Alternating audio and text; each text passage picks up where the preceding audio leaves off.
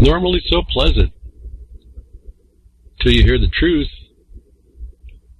and you start finding out that some things that are pleasant may not be so pleasant.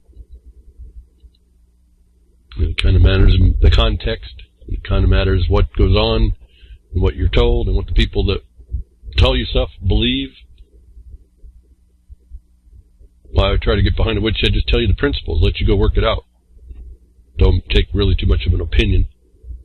Just instruct you on how to see things that I think most everyone is missing, whether or not they understand that or not. And it can be, many different types of, if you will, realities are provable. And it's really only one reality. It's the one that we're dealing with. But there's many, many dimensions and factions within this. And I suspect it's all working from the fallen nature of people more than not. And then there's this odd twist that says, I'll take that and I'll command that a condition that may not be the truth, but that I can believe in. And you just believe in it, and you don't go look at, and you will not look at anything new. You will not try to practice it. You will not try to do anything new. You will just exist in what you thought you knew. And I've found over the years, what we've been knowing, and as we become more knowledgeable, well, that's another thing that's interesting. We lull ourselves with the knowledge we think we have. And we forget that all that knowledge means nothing until we apply it somewhere, which means we have to care enough to go in something to go work with it and get whatever the problem is that we see solved. And I suspect, I say it in the context of a problem, because I see most people are in problems. We don't seem to live in the, what we could see and give to ourselves is a much better reality and place to exist. We can talk about all the advancements that we do, but it ends up not, you look around and reality, it doesn't really come out. So, I try to show us that there's a methods for keeping us down. And we can continue to complain about them, or we can decide to really understand what those are and come to terms with it, and decide to do something about that without excuse, any excuse at all. Today is BTW RLM 301. BTW RLM 301. Who wants to ever add that little part in the search engine in the future? You might be able to find the content through there, reallibertymedia.com. That it's, as long as the Grimners run that website, we'll be able to put that stuff there and have the archives, and then all the links I'll talk about. You can do your own research. And I only speak, to me, the answer's in a lot of the title, because the news is, what we call news is notice. There's really no fake news in a way. It's all giving you a notice. And if you know how to parse through that, it's pretty quick to go through and pick things up. And then if you want to know a little bit more, depending on what your interest is, you can get into the body of it. And then you still have to parse through all the misinformation, which seemed to come through a couple times again, in particular with specific information that, like 5G and then these things that come down in smartphones, and there's always that misinformation that's out there, and so you really have to learn to discern. And we're told we're going to be in a time of deception. I think that's of all ages, not just now. And so we have to know who's defrauding us and who's deceiving us. And then we have the obligation not just to witness it, but to stop it, because it's just an ongoing crime. So, I mean, I wish everyone just would understand that and start to embrace at least some of the things I'm talking about behind the woodshed weekly. That there are these remedies, but the problem is those remedies are also a bit obstructed, and it's going to take the mass of the people to out it all. A few people doing this is not going to work. A few old guys ain't going to cut it. I can just see that now. I made a mistake in believing that those of us coming into the end of our lives by two or three decades would be the most experienced and insightful to take action to stop the nonsense I was seeing coming up through my life. The witness, I could see the big conundrum in the world that was happening. We were promised a whole bunch of stuff, and you could see it was there, but it also could tell it just wasn't going to happen. And I felt that over the since the 90s and my research there, that we're going to come to a time as we get older, the older ones here, the elders, are going to be able to have the insight to fix this. And my mistake was in believing that could really happen. Now, I guess it could really happen, but the reality is it's not going to happen. I'll just put it that way. And you can change my mind anytime if you want. Change my mind that all of us elder folk are going to do a darn thing to stop any of this. And so it looks like it's really, as I've said before, we're trying to be, I was hoping we'd be an example for the younger ones.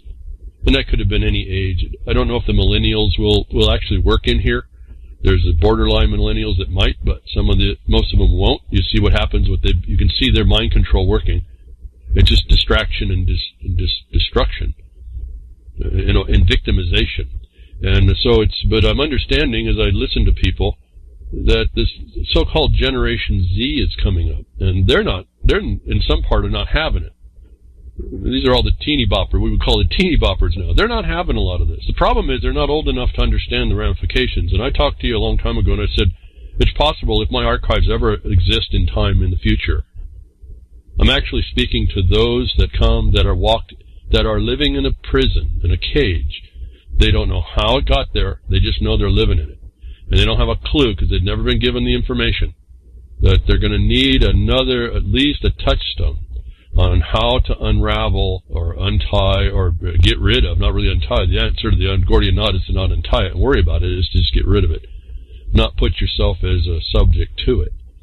That my broadcasts may be, hopefully in the future, at least a touchstone for those that don't think they know so much, but find out they need to do so much. And that's the whole point about this. You need to do. I don't care what age it's going to be. We need to do. And I'm really starting to see that I doubt that those folks around my age and my generation before and after, I don't know that we're going to do it. We have the opportunity to, but I don't know that's going to happen. So you can those of you that disagree with me, you can change my mind. Go ahead and change my mind. I'll be happy to see that I'm wrong in that. But it's not looking like that. So it's possible that I'm speaking to the future. Those that find themselves in the cage, I told you this a long time ago, they're going to be in a cage that they know is a cage, and they won't be able to understand how it got there. And yet the tools are right there if they were just to have it in order to do what they need to do to stop it. It's not going to be easy at all. You think we can't do it now. You wait till it gets down, when everything gets locked down, like I keep telling you it's coming, you see it, you're like standing on the tracks watching the train bear down and know, okay, well, there's a train and I don't like it, and I don't like the noise, and I don't like the smoke, and I don't like this, and I don't like that, and then the train hits you, and then the next generation gets it. So we have an example to meet, and I don't think we're meeting it.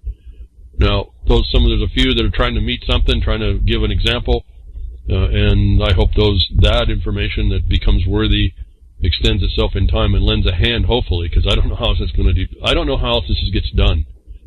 Either society goes into the stinking abyss and becomes this controlled system, and your energy, like the Matrix is not a movie, the energy won't look like pods necessarily, although there's a line of thought that looks like it will perfect that as well, or could.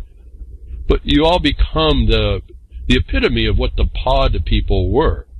Your lives are sucked like the parasite the government is, and those that get into government to do so. They suck from your life, and they take it down, and they destroy it, and you don't ever understand how that's being done. And so I try to bring some of these principles. So hopefully today we would do something, but I don't even know if that's going to happen. So I'm starting to wonder what my utility in that regard is, and I'm having to readjust what I want to do. I don't think I'm of the mind to take up the new tools that the Generation Z, so-called, is using in order to communicate certain things. And the concepts I have to offer are certainly not within things like a 15-second video. I don't think, but that's also someone else maybe has to look at this. So I don't know how the communication line will reach back there today, but somehow those of you that are working with this may have to start, and I'm just going to offer this up, may have to start to understand your focus may have to turn to 2 generations removed, and hope the mineral generation doesn't forget, because if they forget, you're going to have enough information out there that so they can't forget, but not enough to really speak to them because they're not listening. They're victimized. And then you're going to get the ones coming up that just won't put up with it, but don't know how to resolve what they're in. And if that's the case, that we're seeing Generation Z, so-called, not having it, but going off on their own, they're not they're doing it in an immature way now because they're not old enough to understand it. But there's going to have to be an example in the future. If we can't do it today, in the generation around me, front and back, older and younger, if we're not going to do it, this thing is really over the edge, and we can only hope for a future. We're not going to be here to see that. We're going to hope for a future, and those people, if you have any care, they're going to need to see a guideline. And the problem I see with that is everyone thinks they know a lot, and I look around how it works out, and everyone's still fighting out what's going on. And we're not focusing on the actual cause. We're always focused on the effect. And so that's a bad lesson that we're made. Well, when we leave, it's not going to be a lesson we're going to learn and have any consequence to. We're just going to leave. And we're going to leave a place, the stinking abyss for the younger people to figure out. Now, I don't like that, but I don't know what else to do about that. Not up to me at that point. So we can decide, we have other reasons to decide. I'm really kind of wondering what I do behind the woodshed relative to people that I thought we would be a powerhouse. It's not happening, and so I'm wondering, okay, where do I focus now? I don't even know if I can focus there, but I can at least think about it. And I can convey that to those of you that are stepping up and doing whatever you can. Look into, not only, it's like a lessoning, it's like a teaching. You don't just do what you need to do. You set it up so it's an example, a lesson for others to learn to do it that way if it's working, given it's working. Then you have to find those ways. So that's the only product you produce for people to see, is nothing that can be tainted, nothing can be contorted, and everything, it points to the truth. Again, as I said, I've said this for years and years and years with the mining districts and the mining associations and what we do. We don't have the luxury of being wrong once. And I'm hoping that I haven't found anybody to counter this, so I'm going to say it this way. I haven't been shown I've been wrong once. And I'm not meaning on the menial stuff. I'm talking the important things. Yeah, I misspeak every once in a while, but it's not on really important things, and I listen for that. I wish I had said maybe something a little clearer, maybe a different word pops out, maybe I misspoke a month for a week or that stuff. That's incidental. When it gets down to the important stuff, I don't think I've been wrong once. And if I'm not wrong once and people aren't taking that up, we have a serious problem. In the future, the people in the future are going to have a serious problem trying to figure out what to do for themselves. And these people that are doing this are criminals, and they're going to get away with the crime. And that's the thing that irks me to no end. These people are easily demonstrably criminal, and we can't stop this? How weak, pathetic are we as a people? And I can use this globally. Yes, there's these little beacons and this and that pop up, but they're not enough. We tend to walk into the meat grinder, and then we tend to think that's the only thing we can do, and then we see the physical violence working out in the world because we're just incompetent. I think that's the bottom line. We're just incompetent. At some point, that reality will hit. But otherwise, if we haven't done everything any other way that doesn't require the violence, even in defense, we made a big mistake. And that revolutionary wheel will come back around over and over generationally until those people in the future can't. They just can't. They don't even know to. We see societies right now that are already doing that. They just agree with all this oppression, tyranny, whatever it is, because it's just the way it has to work. And that's really not the way I see it, and I can have it's not my opinion. I have a whole other line of factual, objective basis to point everyone to, that we at least should start there and move forward from the objective basis, the narrow path that we're told. As I told you last week, you better start painting a nice, bright line on your narrow path as well to keep very tight, because it looks like something's finally appeared in the world, and we have a little bit of that maybe in the news here this last week. Before I go any further, I want to remind you all that Grimner is doing a lot of work. He's upgraded. For those of you that get over to the podcasts and the archive, he upgraded a player, and now I think I'm feeling I need to learn how to scrub and scratch and go into hip-hop, because he's got this little vinyl, the Acme vinyl disc player as a player, and on the player you have all these things you can do as well. And so it's a brand new player. It's pretty cool looking, and when you play it, you'll look like you're playing a little record now. The vinyl disc, I figure, is just the disc is your hard drive. But anyway, he put a little bit of work into that. That looks nice, and the page looks nice and clean. I hope those of you on mobiles can scroll through that more efficient than I think I've seen people try before. And no, this was not a Vine-EL disc, not a vinyl disc.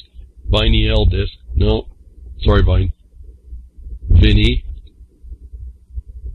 So, trying to make upgrades on the website. Grimner's always working hard to do all that. I appreciate all his work there, and I hope it works out better for you. I don't have a mobile phone to find out how it works, so maybe those give us feedback. I did realize that some people were saying it was a little bit disconjointed, but I don't know how that new list, whether or not you get the player part, I don't know, but the player has now a little record player. It's kind of cool. But the list looks like it's a nice and clean list now, so maybe that'll come up better on your little phones. Also, again, talking with this elderly thing and information that you can have and the alt news issue and whether or not, like I said, I'm kind of beyond media. I tell you, these are notices to us, not news. And so I don't know where I fit. Yeah, we're on Real Liberty Media, but it's a media. It's not necessarily the news. It's a media like any other place that you would get a conduit for information. Now, hopefully, then you acquire knowledge through the application of the information, and then you gain power by applying the knowledge you gain. And hopefully, you're using what I'm using to guide you to get there, and then you take it on your own. I mean, this is your responsibility, ultimately. And you can turn away, or you can not discuss it, or you could not promote what I'm saying, or whatever, not share, not like, whatever. You can do all that, but I don't think I made a mistake in my conclusions on what I saw the reality being as I could prove it in a black and white condition, not my opinion on how I think things are supposed to be, or how I thought they were to be, what they are. And when you start analyzing these things for the purposes of, let's say, non-disclosure, or what they call transparency, which I've identified as the thing you look right through. You don't even see the enemy standing right in front of you. This thing becomes a whole lot more difficult to engage. That said, it's still an illusion. And they get you to try and buy into it. And that's how you defeat it. But you're going to need more than your opinion to do it. It's not, again, you're not your opinion of what the Constitution is. It's how is it working today and how you're not enjoying it and what caused that disconnect. It's how you attack what caused the disconnect. And I've told you it's real easy to identify if you just step back and take a look at all this. But see, we do stuff for as much as I try to bring. Again, the truth may not be televised, but as I say in the Twitter, it's going to be broadcast behind a woodshed. And you can take that truth and you can disregard it or whatever, but that truth is going to sit there into the future, and it's sit there to inform you, and it's going to sit there to help you if you just go ahead and do your preliminary check. Like I said, I'll send you to the path it looks like you think you need to do on any subject matter area that the so-called news is telling us to look at, and I will explain to you what you can find down there, and then you'll find all the rest of the stuff that I don't have time or didn't have time to go look in those subject matter areas. But because you made that important to you. I didn't make it important to you. And if you don't want to make something important to you, then I don't know what value that you are to yourself at some level. And I mean that spiritually or psychically or functionally. I don't know what to say to an absence. I just take notice. Again, the silence is what kills us. The silence is where the victory is taken against us. And counter to that, our speaking improperly to others and spreading other news is also a problem. And this came up here, and again, this is all taken in context of the understanding that this whole media, so-called, this news we want to read is full of good and bad information, and we have to start to learn to discern. But they're pointing out now that in this group of folks, I thought we were going to stand up and do the right thing because we had the best insight and we had the best experience of the time, and we have the energy still. That some of us, we're not literally 1 foot in a grave. That we would be a powerhouse to be reckoned with. They called the baby boomers. I miss the baby boomers, but I'm right in there. And that group would do something when they went into retirement. We could fix a lot of this, but that's not happening.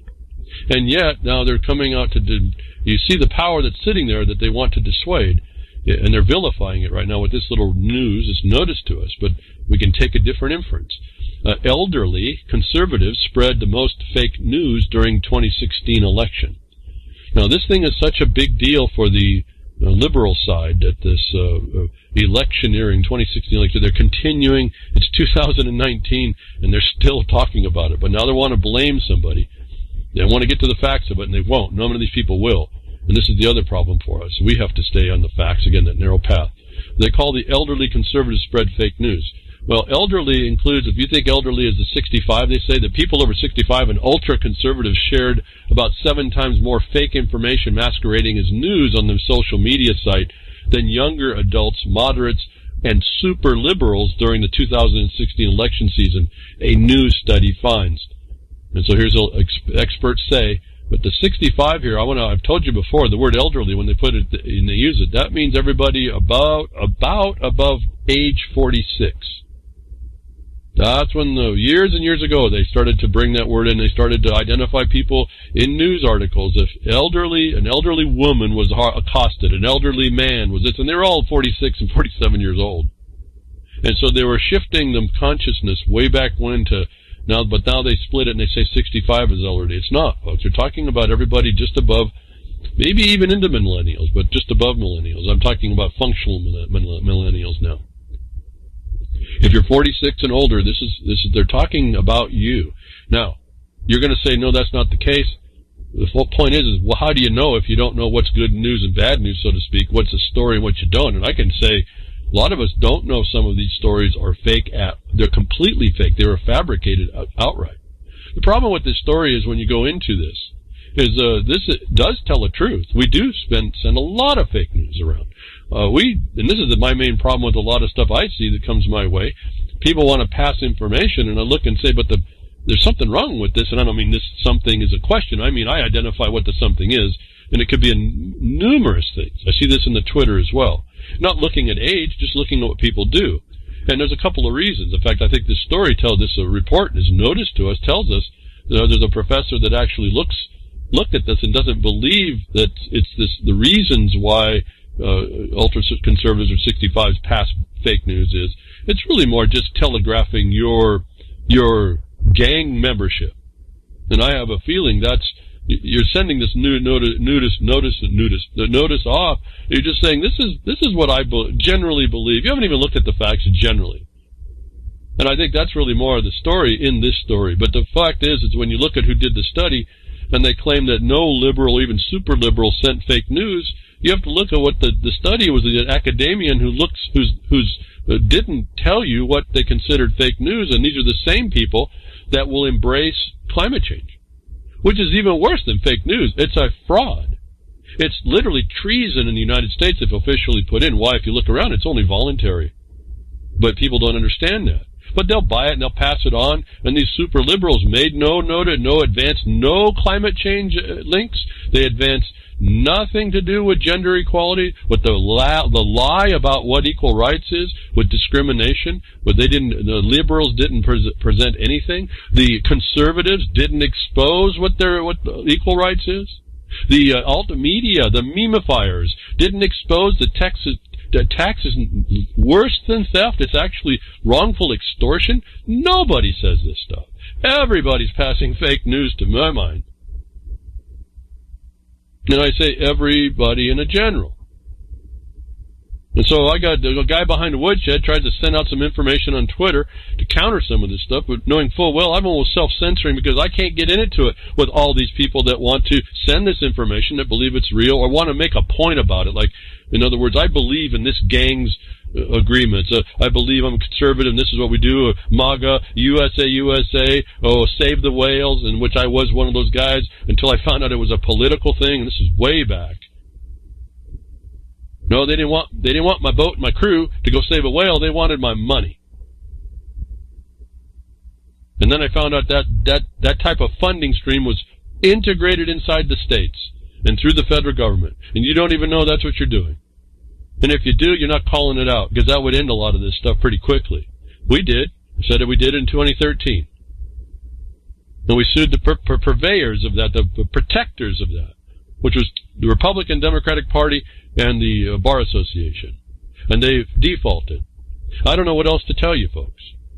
I really don't know what else to say. That should have been all that anybody ever needed to know. We don't need to get any more arguments. We got political parties that were set up to make division and a legal system that rules your life at every level. And we found they commit treason by their admission by default, and no one wants to look at that. I find that fascinating. I find that telltale as to what's going to happen in the society. I can predict where the society is going based on that failure for the people to rise up and say, hey, whoa, whoa, whoa, whoa. Checks and balances, there are none. We don't have a government now. And then I bring up, why did I go to crickets, folks? They finally published that murder memo, where inside the contents of the appendix, they tell you that they decided to go to judicial expedience. To heck with executive expedience. To heck with the judicial branch, regardless of whether it was good or bad or indifferent to law. And I said, there it is. If you aren't going to respond to that, you don't even know. You're looking the wrong way down a railroad track, and the next train's coming. That's what we're doing. And so I don't see us doing this. I don't see how this is working. But news is that the elderly and conservatives are spreading fake news, but the people who looked at the thing doesn't recognize what fraud and deception is to say that anybody who retweeted that was a violation.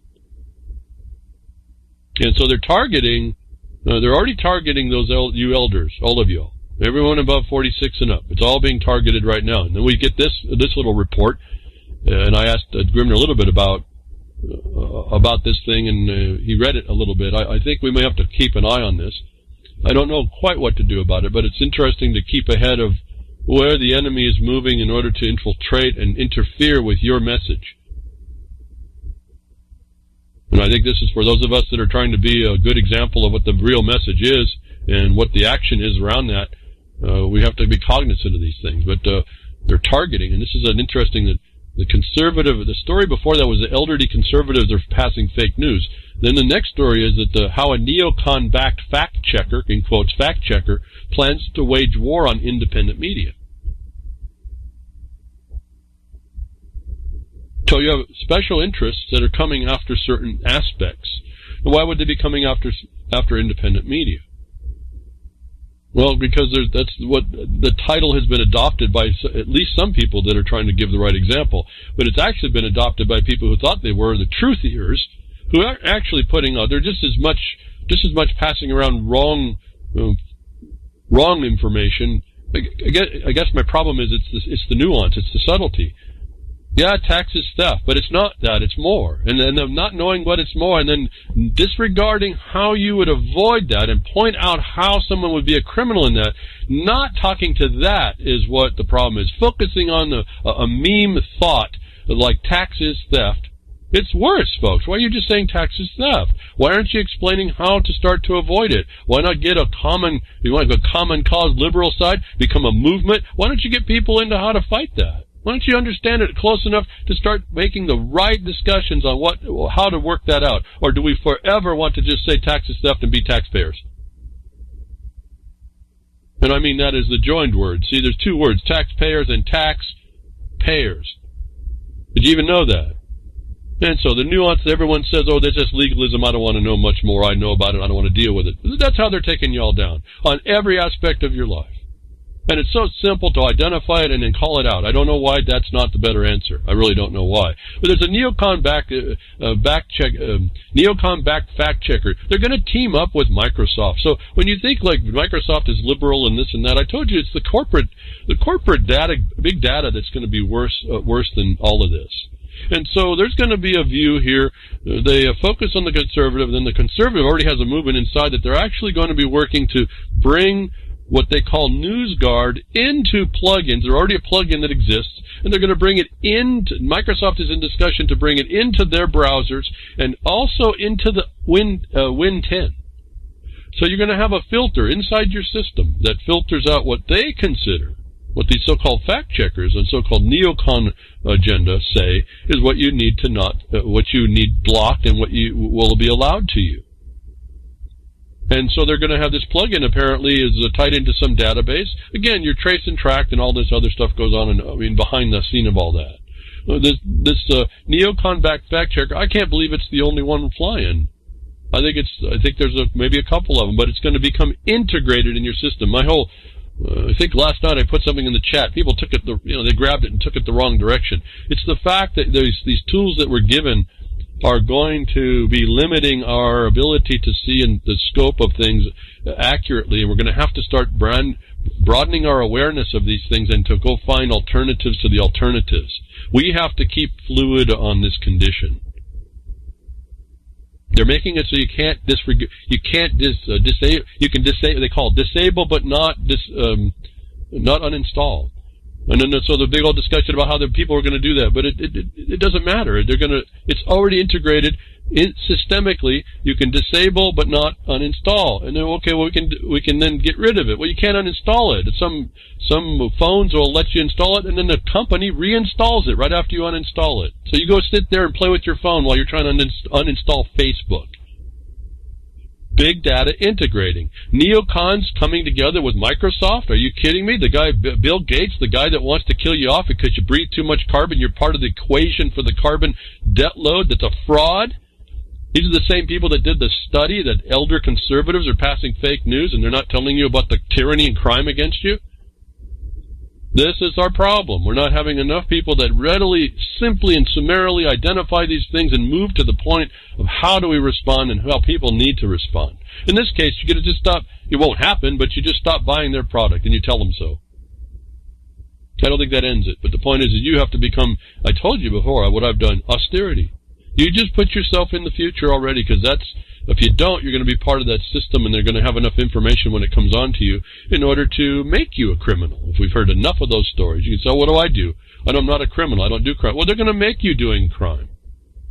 And they're getting the authority to come right in to haul you off, and then the presumption gets flipped on you. You have the burden instead of where it is now. It's on them, whoever them is. Soon after the social media purge of independent media sites and pages this past October, a top neocon conservative and insider, Jamie Fly, was caught stating that the mass deletion of anti-establishment and anti-war pages on Facebook and Twitter was just the beginning of a concerted effort by the United States government and powerful corporations to silence online dissent with the United States and beyond. Remember, I told you the notice to us was Microsoft was going to give all of its technology to the United States government. And the only thing they're doing right now is big data collection surveillance.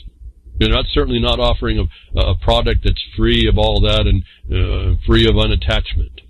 While a few relatively uneventful months of an online news sphere have come and gone since Fly made this ominous warning, it appears the neoconservatives and other standard bearers of the military-industrial complex and the U.S. oligarchy are now poised to let loose their latest digital offensive against independent media outlets that seek to expose wrongdoing in both the private and public sector. Now, this technology is called NewsGuard Technologies. I won't go on. You can read it if you're interested. I had a thought we might be able to combat some of this on these internet websites by, if I realize I've seen there's some scripts that can run to identify what plugins are being used.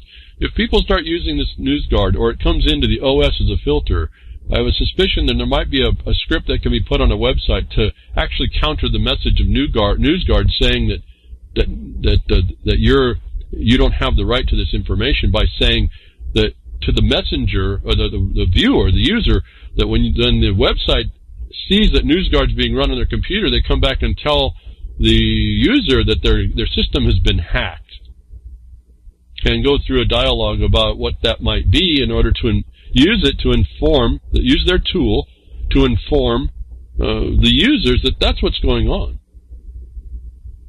Otherwise, I had also had an idea that on all these websites that are so-called alt media, the ones that may be attacked, you put your own shields. Instead of NewsGuard, you have NewsGuardian and a shield. And the NewsGuardian, you can click on it and you get explanation of how the news that's brought forward is a certain standard.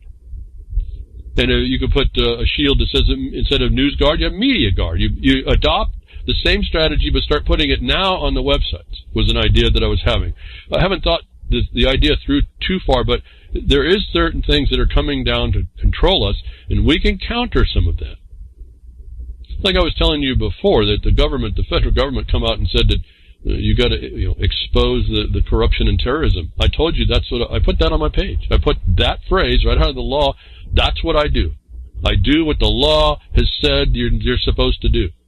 And why do I do that? Because anybody who tries to take that part down, and my intention certainly behind this is to educate you as to the politicization and the terrorism that you suffer and the occupation that you suffer it's contrary to law.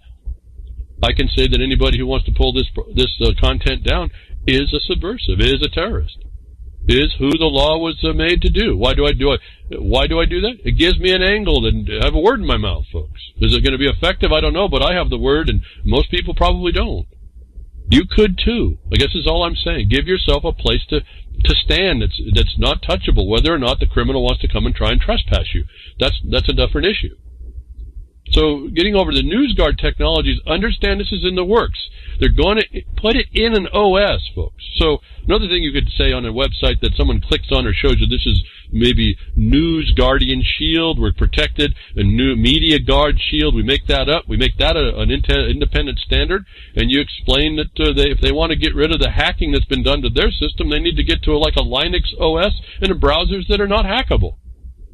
And so we start putting out the information now while we're given the notice now, we have time to move into how we're going to counter this, even though we are in an inferior position relative to the control grid that's set up for this thing.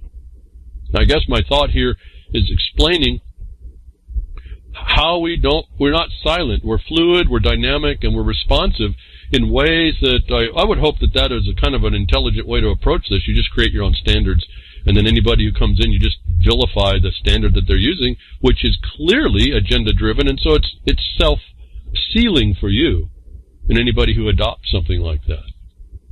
Now, whether or not that's the only thing that can be done, I don't know. It's just that I guess I'm bringing to you things. Let's look ahead, see the future, see where it's going. If you expect to have something to say to people, you're going to have to be able to protect against these.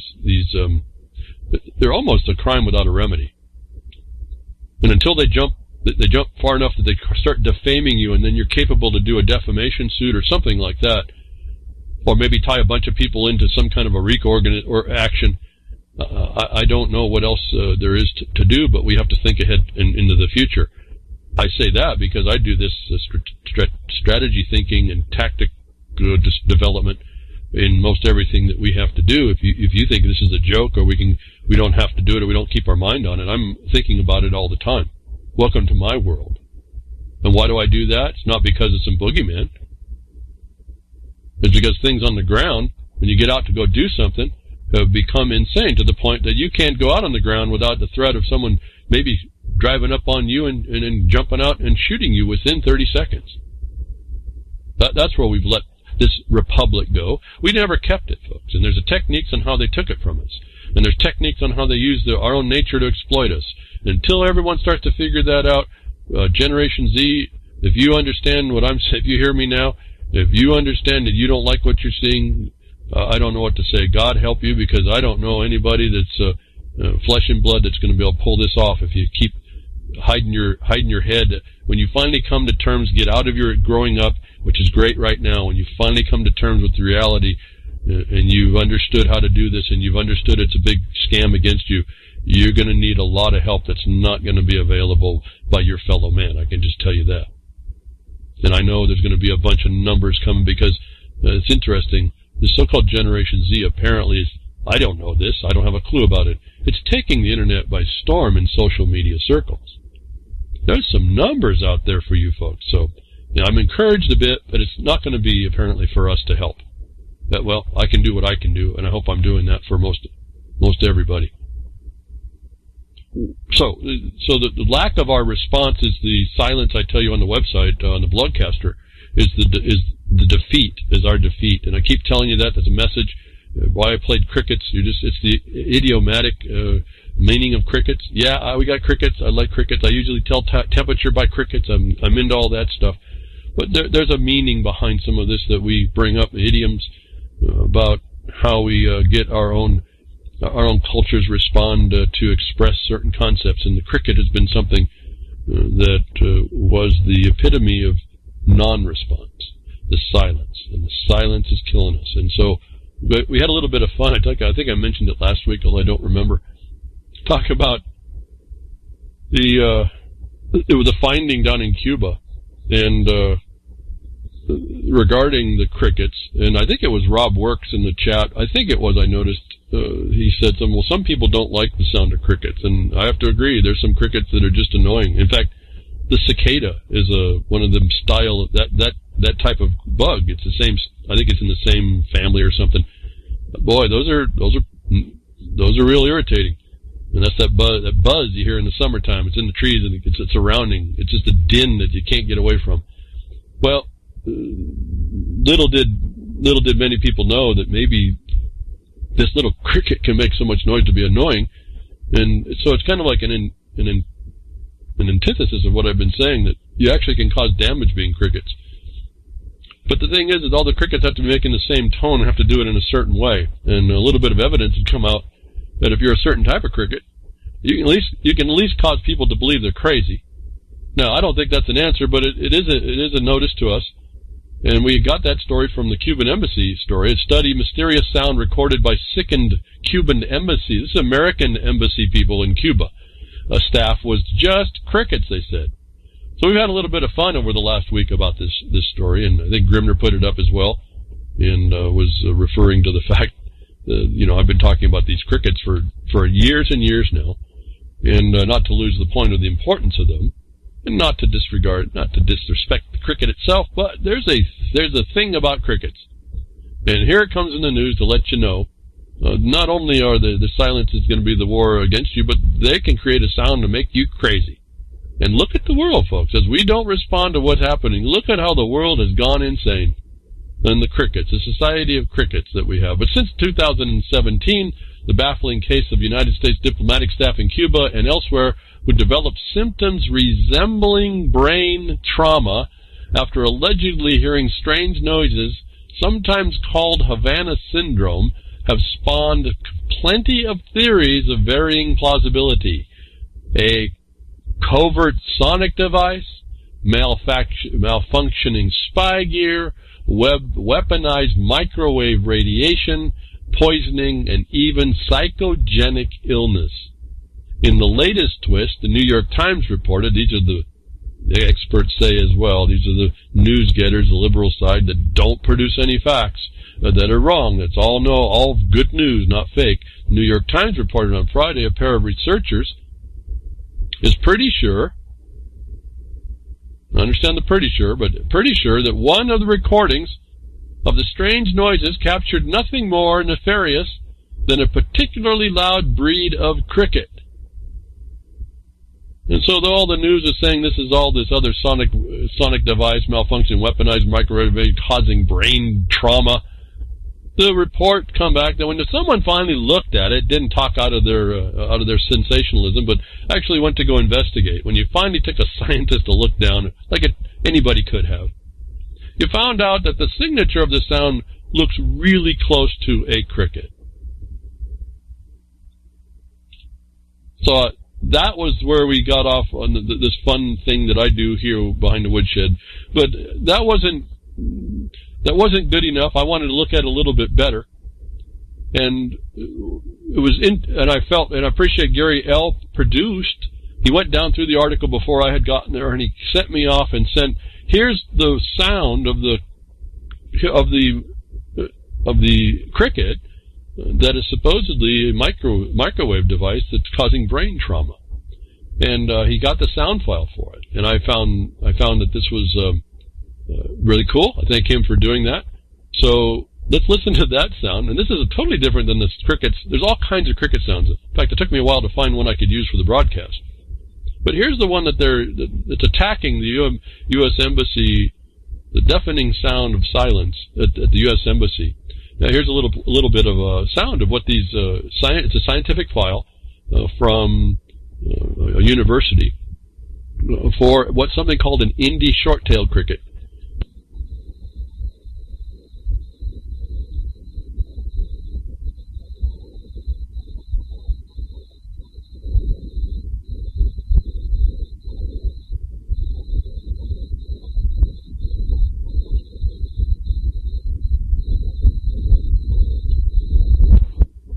Is that enough?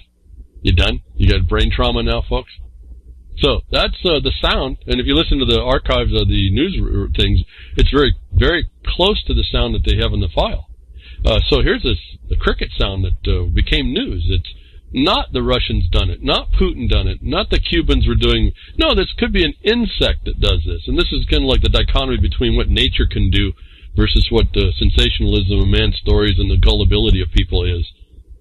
That it took someone to actually look at it. They got this. I took this file, I put it in Audacity, I ran a frequency spectrum, and the recording from the news story from their iPhone to this file is very close, but not identical. And so there's an interesting correlation, a very high probability of correlation. When you look at this by frequency, the sound of the natural cricket is shifted. I think it was 400 hertz, different than the sound recorded by the iPhone. And the natural cricket has a slightly different profile. They have more lower frequencies that come higher than the signature that they record. So that got me to thinking, well, what are we with these? What is the range of sound of cricket? We got the one I play. We have this one now that sounds like, I mean, it's penetrating. If you hear it, you turn it up. I'd let it play a little bit. You can hear the oscillations in it. You can hear all kinds of interesting dynamics. To me, I thought it actually sounded like a cicada, but it's actually a cricket. And the difference could be simply the difference in where the Florida cricket, Indy cricket is versus where Cuba is. And I already know that there's crickets that respond to temperature. They'll start rubbing their little feet depending on what temperature it is. So it's not inconceivable that we have a species that has a 400 hertz shift and has a slightly different profile. It's not exact, but it sure is very, very close. Their peak is very, very close at the driving frequency. But that got me to thinking, what else? Here we have some big old deal that they said this was a sonic weapon causing brain trauma. So nature now can cause brain trauma for you. For all y'all that are freaked out and paranoid, watch out those crickets. I'm telling you, now they're really dangerous.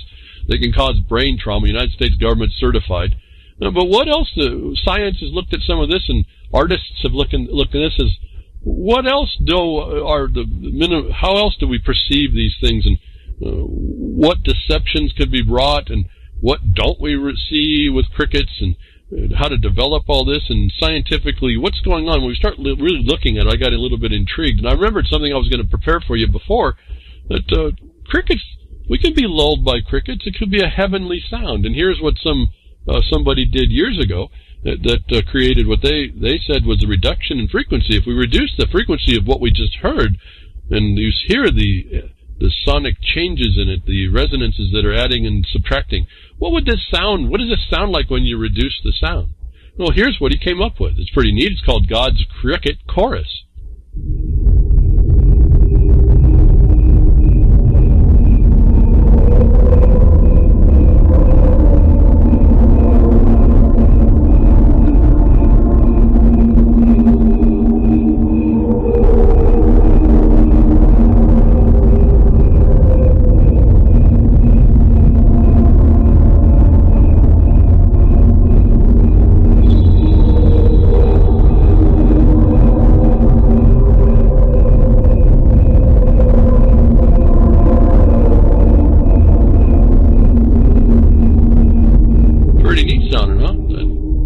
Pleasant, and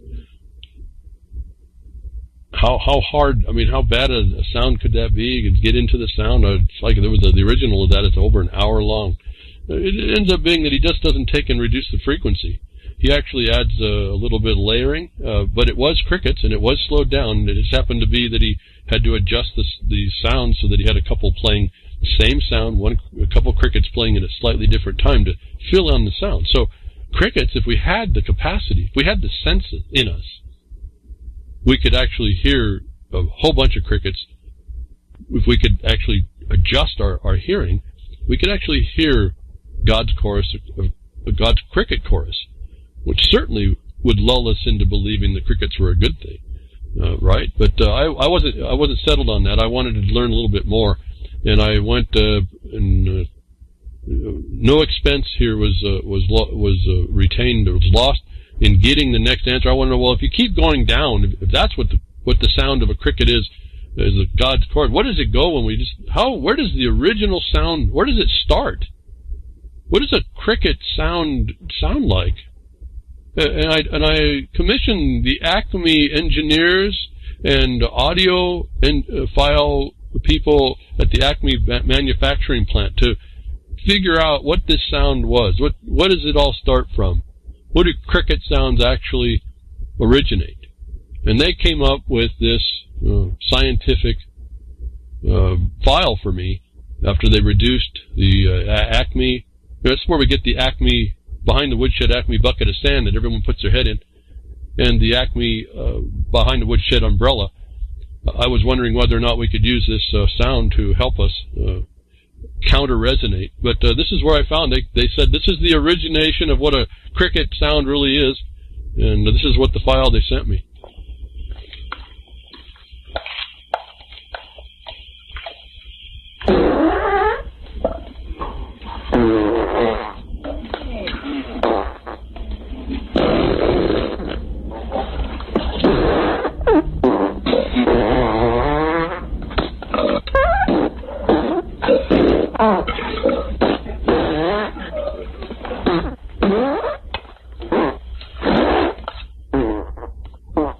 So that's what you slow this file down. You can go ahead and play games with what a cricket does, how dangerous they are in the embassy.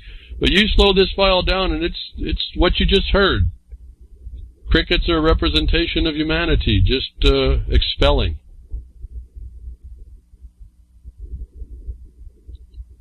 Another plague hits us after the week I told you about watching out. Be careful, this year starts with Djinn. It looks like we got the tricksters coming out. Fascinating what happens after I say some of this stuff sometimes. And I can tell you, I can't get to it all. There's so much observations that can be made. It's running me down. But right after I tell you that the Djinn is in the world, this happens in Mecca. 10 plagues of Mecca. Horrid locust swarms invade Islam's holiest city. And the interesting problem was, actually, this was a herd of black crickets that swarmed into Mecca. So this is our world, folks. It's just it's a fractal of us and us expelling in all the wrong ways. And here we have, a week after I say there's funky things in the world coming, watch out. It never happens, but Mecca got swarmed with a bunch of black crickets, to the point that they started fumigating the place. Behold, God's house was fumigated, killing all these crickets, to let you know what the end result of being a cricket is. An operation has been launched to eradicate the insects. Whether the calamity was a divine message or the result of migration remains a mystery, but the massive swarms of locusts might still be an unsettled one. That's the opening paragraph. It's actually a black cricket, they find out. And the question of whether it was divine or a migration, they answer by the black cricket does not migrate. And so this is an totally unknown thing, why it happened. In fact, at the very end, they say, no comment was available yet for the reason for this plague. Mecca swarms with black crickets, folks. If you don't think there's something afoot this year, I'm going to be interested to watch how we roll this out. Pretty interesting stuff. This is like the one-off novel stuff. It just doesn't happen.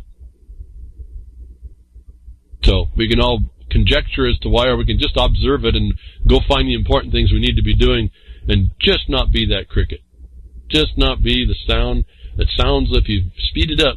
Because we get to do all this technology to distract us, to keep us off point, give us the fake news, if you will, the fake sound. We can speed all that up, and we can become a weapon that causes mind trauma to ourselves, or we can just be what we are, as a bad exhalation. What about all that fumigating and polluting of the environment? We talk about moving ecology into the so-called climate science. It's nonsense. They've changed the fact that we shouldn't be defecating in our own bed to having it a cause that our just existence is a violation. In a story that came through that was talking really about 5G, and I found some really glaring incongruities, glaring errors, actually. something so bad I couldn't use the article for the broadcast. So I thought it would be neat to tell you all about it, but I couldn't. It was just too much information that was not quite right. That said, there's always looking inside of things. You still find some information that I guess is usable if you, again, care and want to apply it. And I talk to you, those of you that are interested in clearing the atmosphere of a lot of the problems that we see, whether you now identify the chemtrails, you identify it as a weapon against you, as I told you in Title 50, whether or not we now see that the academia started to run cover for an existing program that was spraying particulates, aerosols in the atmosphere. Through the 5G discussion article, that it was just a big mashup of a bunch of information. That I read, and I got down to the point where it talked about ion thruster engines used for launch, and I said I don't know, unless you can tell me, folks. I don't know of any ion thruster engine that could launch a spacecraft from Earth. They can be used in space, but they don't have the power to launch a spacecraft. And so I got to that point. And I said, no. I've been too loose on reading. Let me look at a couple of things. Well, I wanted to go back and I wanted to research some things anyway, because some of that stuff's interesting in any regard. Always with an eye out. Oh, I got my eye out. I poke my eye out looking for this stuff sometimes, but sometimes it shows up in unexpected places.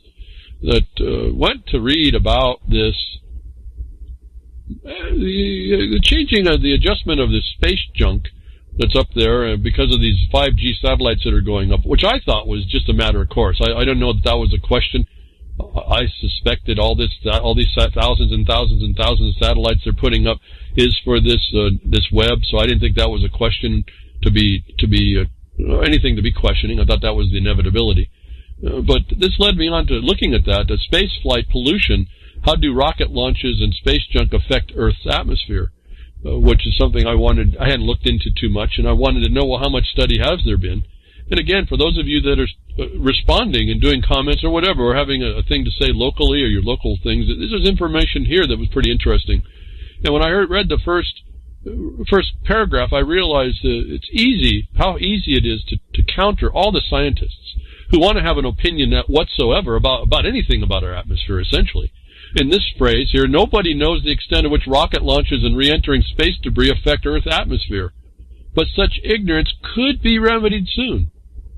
So here we have these atmospheric models that have no knowledge about what a rocket motor does. Whatever design, whether you want to use the kerosene style, hydrogen, oxygen, kerosene creates soot. Soot's another problem. What does soot do? The scientists don't even have a clue, folks, and yet they'll make climate models, and liberal or any media will tell you that sell you on climate change. And yet they won't claim that a liberal who sends that out and promotes that is fake news. It's actually a crime against you. But nobody knows the extent of just rocket launches, folks, on this. But the ignorance could be remedied soon. Interesting article. What captured my mind about this was that, again, they don't have a knowledge. They're going to look for it. That's fine. I don't have a problem with them looking at it. But it came down to a discussion about what it is in the atmosphere that these rocket motors produce. And under the heading of no yardstick, which means they don't even have a standard to put these models against. They just make this stuff up. It's man-made, folks. I tell you, it's man-made anthropomorphic global warming. Man is Michael Mann. He's got two N's in his name. If you haven't heard that before, I'm going to repeat it, say it to you for the first time, but the most of you have heard me say it. Michael Mann made global warming. Made it up. And so here's the key study focus is the climate impact of major rocket engine emissions. And here's the list of what the rocket engine will put out.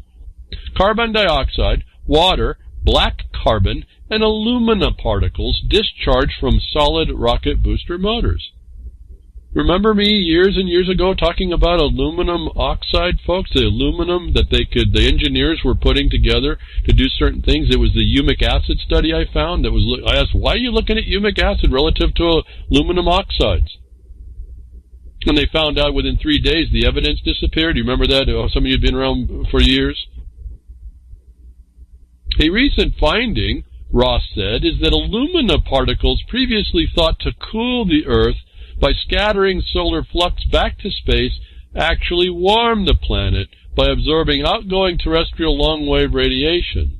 However, fully appreciating the microphysics of alumina and other rocket emissions introduced into the atmosphere requires more research. First point, they don't know. Secondly, the aluminum containing molecules that they throw up in aerosol, they don't have a clue it's 180 degrees what they thought it did. Just like carbon was a temperature mitigator, alumina actually warms the environment. Do you think that this engineering, spraying what they've tested to be alumina particles and others, alumina particles, may not be helping cause any so-called man-made global warming? And as a matter of fact, I told you, when they tell you what's going on, it's what they're doing. Man-made the global warming. That maybe these chemtrails with alumina now on this little piece of information, looking at something totally else about finding out they don't even know about rocket launches and how many are they doing now. And I talked to you about all about this stuff. And I told you about the chemical mixing that goes on and the temperatures that are going on, and they bust through the atmosphere, and it sucks a little bit of the atmosphere out quicker than it's supposed to. It disturbs the upper atmosphere. It may be partly responsible for the accelerated, at times, acceleration of the depletion of the ozone hole, and it wasn't. The patent-driven profits for your refrigerants. I've talked about all this before. If you don't, we talked about all this other thing, but I talk about that stuff too. But here, alumina particles are known to warm the environment, folks. Can't you just take this little paragraph here, maybe even do some more information to find out the source of that? In fact, there is a little link here, and you would tell people who want to discuss this at a regulatory level, you don't know what the heck you're talking about until you go and investigate this part. And why aren't you investigating that part? How are your models of any value? Notwithstanding the complexity of the model, think about the dynamic of the environment, our atmosphere. Fascinating. Just beautifully fascinating.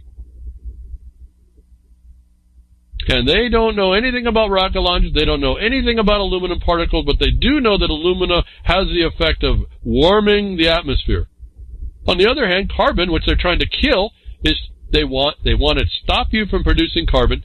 They want to, which is a mitigator, and it actually cools the environment in mitigation.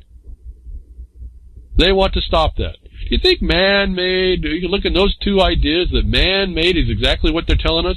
Man is making global warming whatever they can do. I don't know that it's that much. I think it's just, it ends up being to nothing because the world system is so large. The point is they get a lot of traction from it.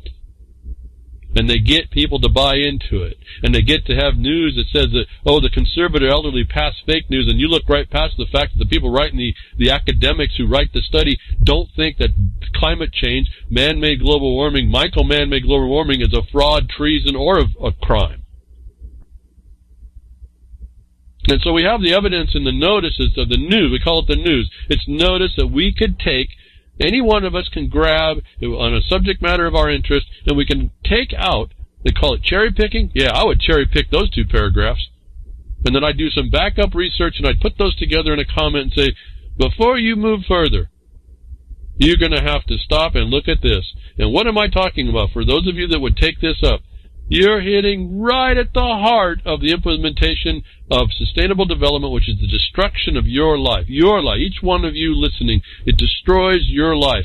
It eventually becomes this austerity and worse that they're seeing in France. I'm not talking about out there, folks. I'm talking to you, each one of you that are listening. You have the power to reach onto these anomalies in these stories. Everything that says, oh, we didn't know about that. We're scientists. We didn't know about that. We didn't know about that. That's the point. And the ones that are speaking that call themselves consensus scientists, they're criminals. They're political lobbyists if they weren't criminals. They're not actual scientists, and they will not agree with that one little bit. In other words, they listen, they have their own echo chamber and believe their own fake news and don't recognize it's actually worse than news. And so I just found this phenomenal in a way. That the subject matter of aluminum I talked about years and years and years ago. I explained how the scientists know how to adjust the aluminum molecule, make aluminum molecules to do whatever they needed in the atmosphere, whether it was adjust the style of light that's transmitted through these things, whether it's the amount of charge that will be stored in the atmosphere, whether there would be no charge, whether they would combine with other materials. That aluminum was one of the key elements, and we know that just from, if you know chemistry, a little bit of chemistry, you know that aluminum is a very reactive process, and it's really man-made. Aluminum itself is man-made. The natural occurrence, like bauxite, it's in combination. It's all stored up, locked up. We break it apart, and it's really reactive. In fact, I was looking, a long time ago, I was looking at making batteries for electric cars. No, not in the last 20 years like Tesla, no, before. Aluminum was one of the candidates because it's very lightweight, but it has a 3 or so valence electrons, and it has a bonding that's easy to break, easy to bind up. The fact that it can be bound up with things is easy. It's a tool. You can cause it to bind up and unbind and all this kind of neat stuff. Well, they've taken that technology, that what it can do, and they put it in your atmosphere. And now we learn today, if we didn't know before, those of you that read the article, I apologize for wasting your time. But we learn here, they don't know about what it does in the atmosphere, as far as how it affects it relative to the weather. They do know the chemistry behind it. And they've been using it, as I told you, years and years and years ago. All based on what? Looking at a test about humic acid's effect on aluminum particles. Wasn't even about climate change, wasn't about none of this stuff. It was just this interesting little study. Why would they look at that? But here it comes today, so many years later, to explain to us they don't even know what they're doing. They're just looking how to get rid of the evidence, as I told you then before. That's conjecture that they even look at it that way. I'm telling you that I found out that they were finding out when the evidence of their spraying, or evidence of whatever they're doing in the world, or the evidence of whatever they're allowing in the world, they are looking at when the evidence disappears. And the other thing is that these tests that are showing this stuff where there's a natural humic acid content, you're testing those things have to be 3 days old, because after about 3 days, I think it was 3.2 days or something, the humic acid breaks down the aluminum into something else. So here we have it. The atmosphere. The crickets make their bass sound, bass frequency is a pretty foul atmosphere, and here we have rocket launches that create part aerosols. The condition of which generally they don't know, and the alumina effect that's in the rocket motors, they have no clue, but that they've done a test and found out that it warms the atmosphere. Isn't that man-made warming? I would have to say you're on a path that way that's plausible. And if they're not looking at that, then maybe they're not. I'm talking about the alumina, not the rocket launches, because they're going to shut down all that if you start pushing it too hard. What you're trying to show is the fraud. That nature's bigger than anything man can actually do, and the contribution of man has not been shown actually to do a thing. And it can't be shown that every night. As soon as you get cooled off, your atmosphere goes down to wherever it goes down to. And those of us in the winter side of the world, we know it gets pretty cold at night. All that heat's lost. It never adds, it all gets lost. Well, unless you got to just spray it over with a bunch of aluminum particles, and maybe your heat will last another few hours. So what about this polluted environment that we don't understand and don't know and continue to do as scientists? We want to pretend we're scientists, and we want to purvey and promote all this stuff, global warming, climate change. We don't know the thing about it, that what we provide for you as a government, remember the government sits back here in every one of these things, that what we provide for government is allowed and allowable and understood, and that what we're getting from the information is the truth of what we even see. I came up with something here based in space and flight, based on The Far Side, which used to be a comic strip or a comic book, which is kind of funny. I like to think of it in that regard, that China going to the far side by its rocket launch, getting over to the far side, not the dark side, because it has a light side, because it's on the side of the sun. When in our new moon, it's on the side of the sun where they are. But interesting video pops up, not of a launch and not of an atmosphere of the United States of Earth, but a video of a lander supposedly. We only see what appears to be a foot. Remember, take everything with a grain of salt here, but it's fascinating nonetheless. That our eyes may deceive us as well. And right now, it's not really a pride, but it was a capacity I have. Being a photographer, being in videography, I have very good eyes for that, very good eyes to identify what I'm looking at, very good discernment on what I'm seeing, good reflexes on how to resolve certain problems if you're in the moment of the photography. I would say top of the class on what I produced, and kind of know what I'm looking at. I think I found my limit today, and it may be because I'm getting too elder anymore. But you watch this video going down. We have the cause and effect of the atmosphere. The lack of atmosphere on the moon is pretty interesting and deceptive as well. Whether or not I'm actually looking at something from China landing on the moon, I don't know, but I'll go with it because I think it's fun to think about. I hope they did, just 'cause. But if you watch this video and you want to test your perception, maybe you can communicate with me on how you did it. But I realize as I'm watching this thing come in that I could not see the transition between the camera going at a very high altitude where everything is little lumps and divots and smooth terrain, where you see the arc of the moon as it moves, as this lander comes in, and then it bobbles. It's kind of an interesting little bobble that it's coming in and kind of coming in not so smooth, just subtle. I could not, and I still have not been able to identify the transition between when that lander was way up high and everything looked like divots and little potholes, to when it was only a few feet above the thing and it looks identical. Little divots and little potholes, and it's only 10, 15 feet above it, and you only know that by the time it's taking for the thrust to start hitting. And then the interesting thing I noticed that when the thrust hits the moon, supposedly, it blows away all the dust, and you see what appears to be solid rock. And actually, I think I see veining in the rock, which is kind of interesting as well. And all the fractal that it looks like from the not being able to identify when it's in orbit, coming in, or into its descent, and to landing. It doesn't look different. The ground does not look different until the dust gets blown away. And then you see rocks. But you also know it's landed supposedly on the moon, which I found fascinating. Our eyes, for me, this time, I cannot relate when the vehicle was above the moon, coming in, and right before it landed. I could not tell the difference. The moon looks like a fractal of itself when the dust is on it.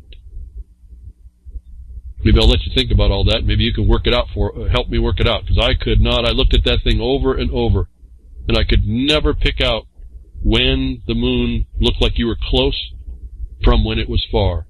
And then I noticed a maneuver that was made. I call it the where are we actually going to land this maneuver, because this thing comes in, and then it stops, and it reshuffles itself. Well, it's not going in. It's actually sustaining itself up in the sky, and you get to look at this thing that still looks like it's really high up in the sky, and yet it stops, and it maneuvers itself to a spot, and it's like someone just said, where are we actually going to land this thing?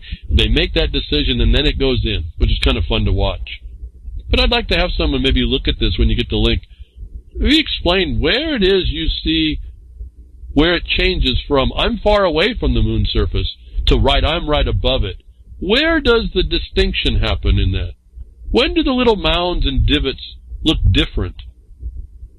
And to me, that it was just an interesting, maybe whatever the failure in my eye was to discern the distinction, just struck me as interesting as we see the computer-generated fractals, the animations that you keep going in and in and in and in. It's the same scene over and over and over. You never see the distinction.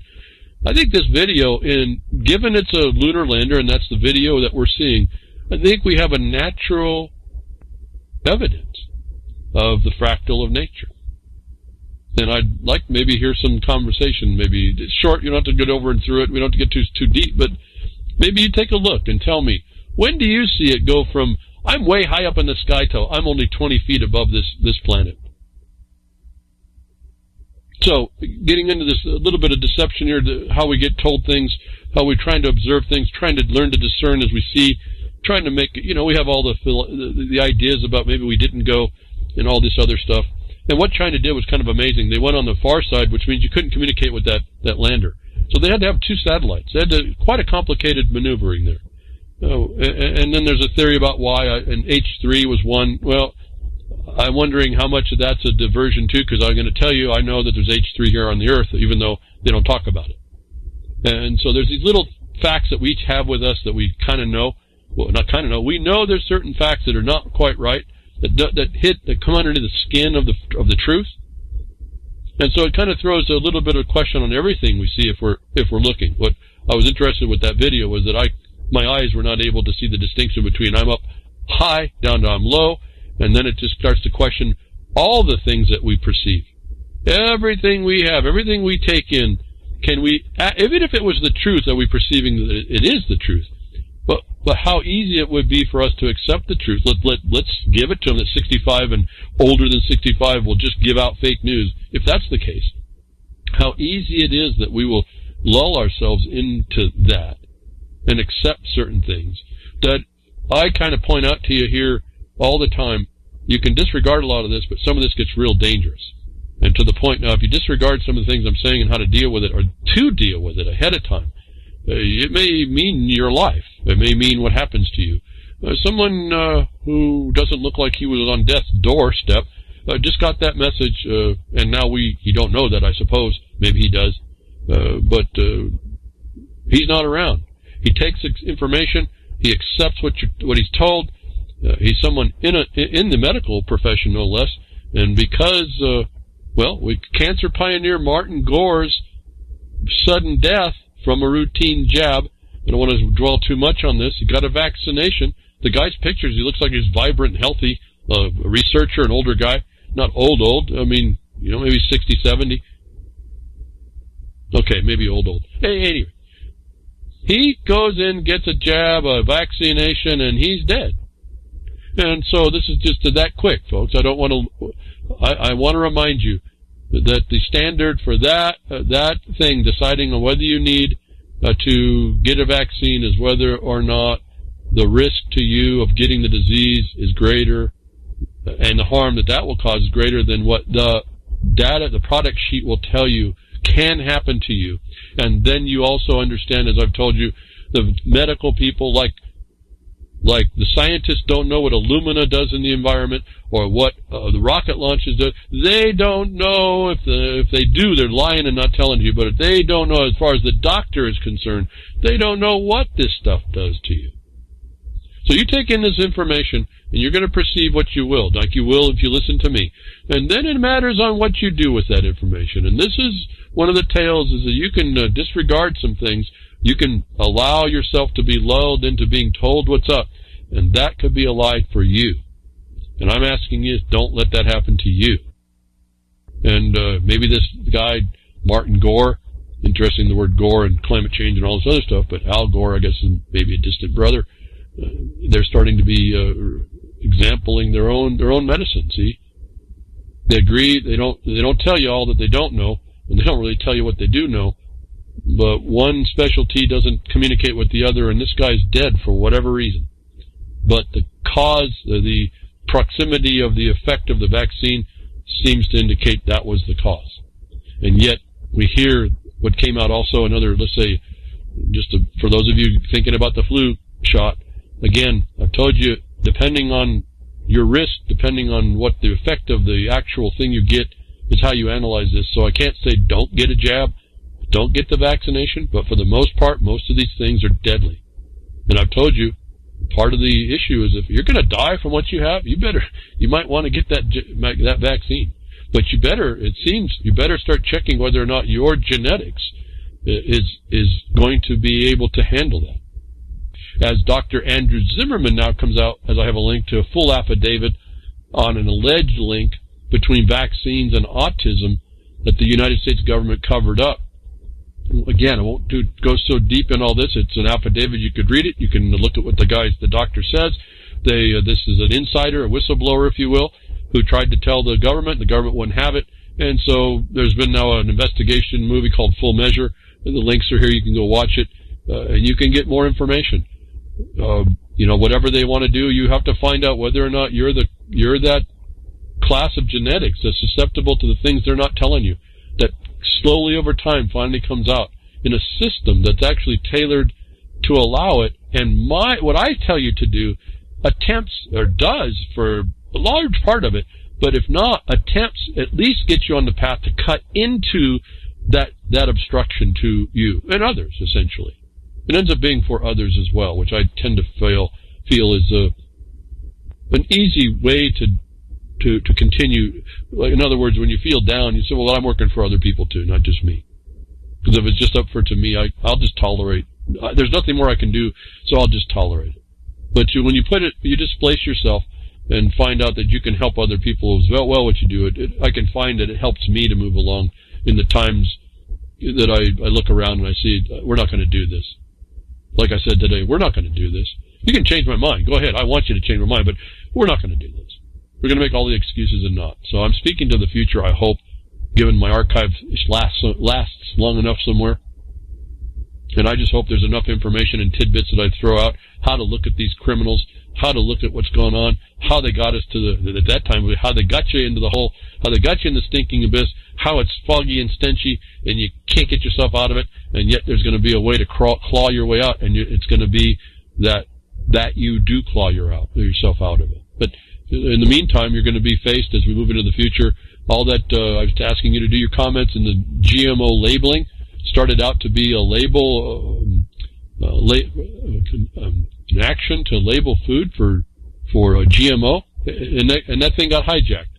Part of it is because lots of people didn't do what I was asking to go. If you find interest in knowing what's in your food and want to be part of this thing, to at least be a voice to begin to stop it, that you need to make the comments to be giving yourself the standing to be the one that can stop it. We now have the news that the USD did publish the labeling rules. And goodbye GMO, they say, goodbye GMO, hello bioengineered. So the message to me is you just have to keep attaching GMO to the word bioengineer. And then this is now, when you see this, I told you the problem of this legislation was the exemptions they give. Like you look at Title 50, that you can't do it, but if the government finds it needs to, it can harm you. It's the exceptions. And within the exceptions of this new rule, is enough to drive, all the GMOs through, GMO-derived byproducts through, that I don't know that I'd want in my food. But this is what, again, legalizing does. You got to really understand this. Legalizing is the criminalization with an exception. As long as you stay within the exception, you can commit the crime. And so when you've got a legalized thing, you're committing a crime, but for the sanction and largesse of the government. I don't know if anybody looks at it that way either. For those of you that want to be not in the government, and you think you're participating, let's say, in cannabis, when they legalized it, you're taking the largesse by the government will to not beat on you as long as you stay within the confines of what they've said. It's another invisible style prison. That's why I say you deschedule it and non-criminalize it, period. But anyway, so here we have the news. For those of you that were looking or thinking about it or keeping track, that little label, they didn't use the smiley face label. They didn't use the black and white one either, but they used the little sun, a sun with a plant over the depiction of the rows of a field, counter green, and now it's called bioengineered, derived from bioengineering. So expect to see that, but there's enough stuff that's now GMO and bioengineered that they use in production that they can to drive a truck through in your food at this point. So it started out as a decent cause called Just Label It, but that got hijacked. And this is what I tell you about how when you're doing this stuff, look at the terrain, look at what happens. The legalization of pot, I told you a long time ago, I identified it as a setup. Then you're watching it. You're watching how it doesn't work. You're watching how the government tried to take it. You're watching everything the government touches turns to even green gold cannot be made gold now. It's because it was never about that. And if you want the stuff to stop, you're going to have to step up and be better than the blazing saddles cowboys, I suppose. The government shutdown exposes another reason to abolish the TSA.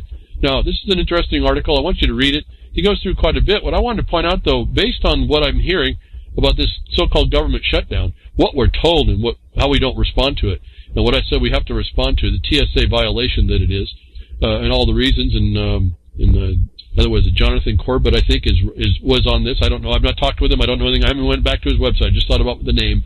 He's wanted to go against this in a proper way. I've explained how he ought to really move this thing. I've explained that you need to challenge the whole premise. This government shutdown exposes, this is why I want to talk about this report here. It's not about the TSA and how nasty it is and what it's doing and how it's all interfered with your freedom, so-called freedom to travel. The point is that the complaint is that the TSA workers are not getting paid, and so they're not working, even though they've been told to.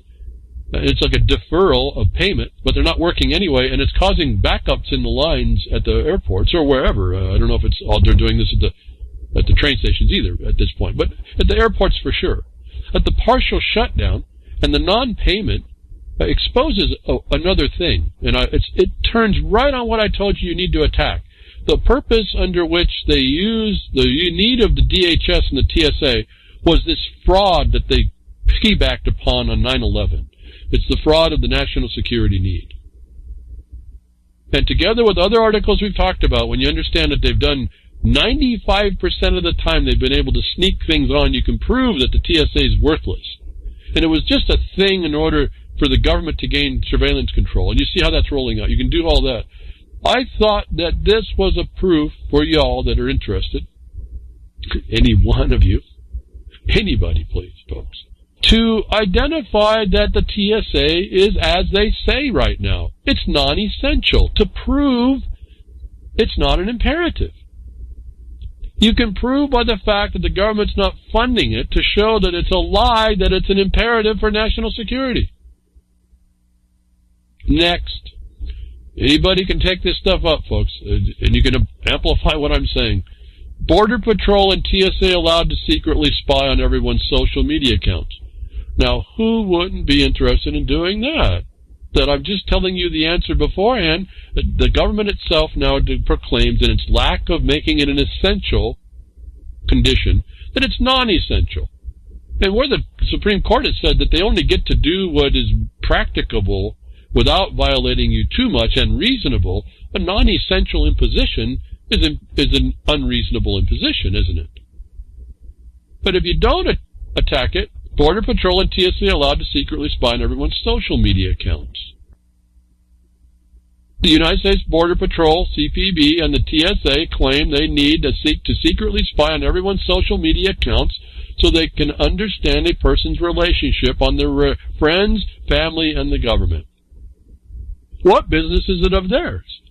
But anyway, we can go through all the discussion. You can say F them. You can do all kinds of stuff. This is what's coming down. This is how they're coming down and giving themselves license. If they give themselves license in any spot, it'll trickle out and metastasize all over the country, if this isn't already across the country. Why? Because we got crickets.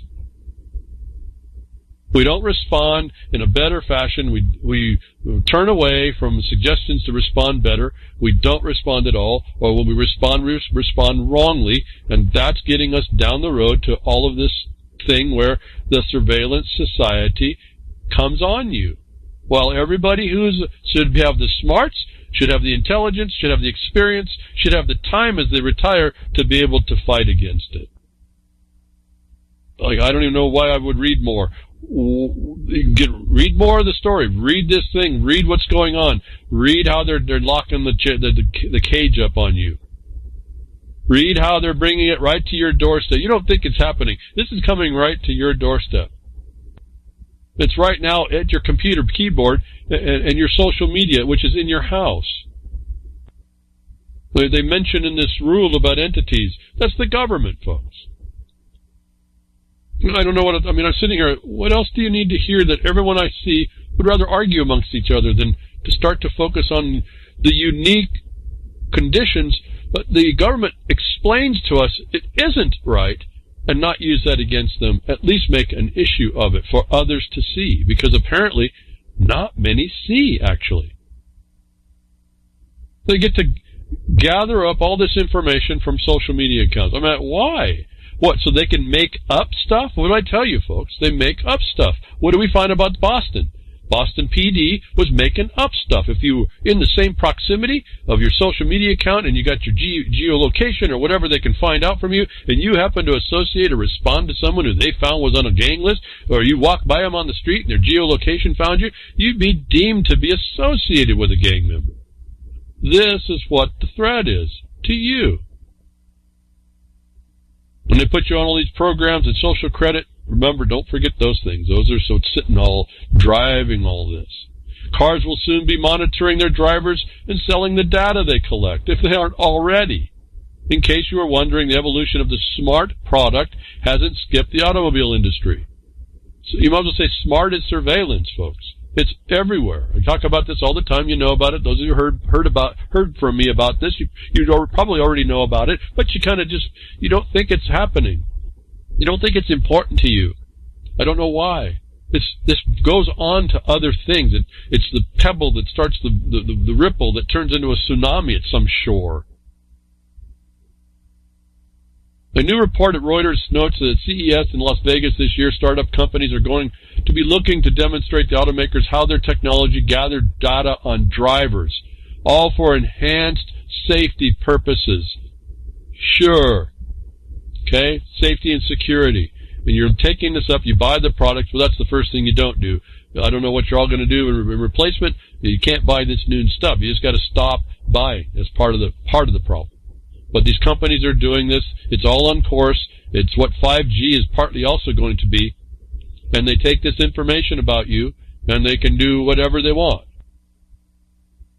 They make money from what you do. They are parasites.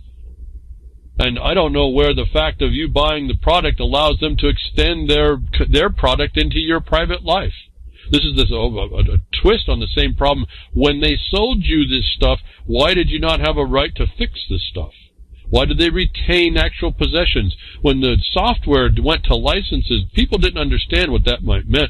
It means that they retain actual possession of these things, and they can control it. Partly why I think the Linux condition is so important. There's no possession there, and there's no claim to possession. But this information, it comes out like it's some news to you that they're going to be now taking your data, and you say, okay, I don't have a new car, I don't got to worry about it. Well, fine, they've had OnStar, it's been doing the same thing all these years.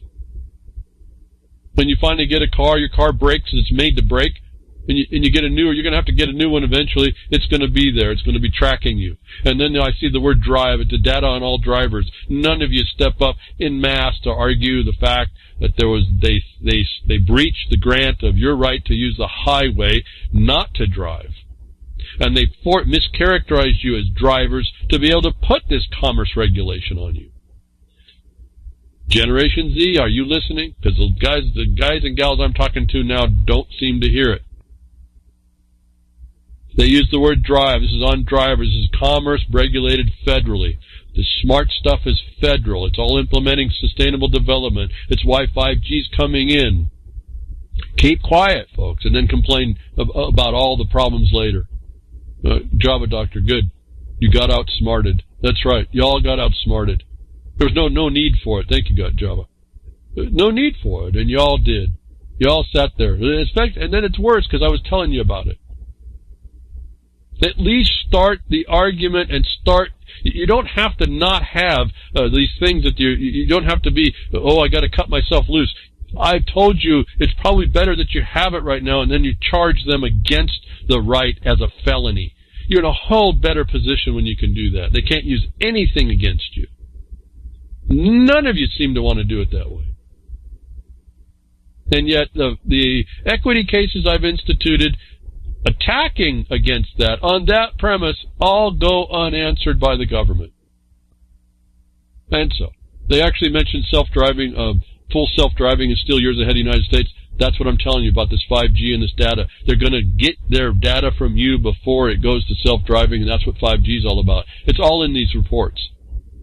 And yet we heard it before, all you folks that want that state-of-the-art, smart, green technology that Tesla's making in their electric cars. And again, I'm a kid. When I was a kid, I wanted to design batteries because that was the biggest deficit in making electric cars when I was in high school.